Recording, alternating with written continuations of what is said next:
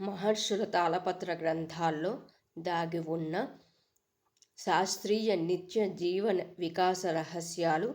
తాళపత్ర నిధి డేట్ 26. వాస్తుశాస్త్రం ఎప్పటి నుంచి పాటిస్తున్నారు? ఎంతో పురాతన కాలం నుంచి, అనగా భారతం జరిగిన కాలం ముందు నుంచి వాస్తు అమల్లో ఉంది. రామాయణంలో అరణ్యవాస సమయంలో లక్ష్మణుడు పర్ణశాల నిర్మించగానే శ్రీరాముడు సీతాదేవితో కలిసి వాస్తు పూజ చేసి లక్ష్మణుడితో కలిసి గృహప్రవేశం చేశారు.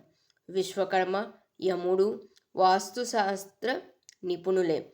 ఆరోగ్యానికి, ఆహ్లాదానికి, ఆనందానికి అన్నింటికీ మూలమే వాస్తు. సుగ్రీవుని పట్టాభిషేకం అనంతరం సీతాన్వేషణకు సమయ నిరీక్షణ చేయాల్సిన సమయంలో శ్రీరామలక్ష్మణులు వాస్తు చూసుకునే నివసించారు.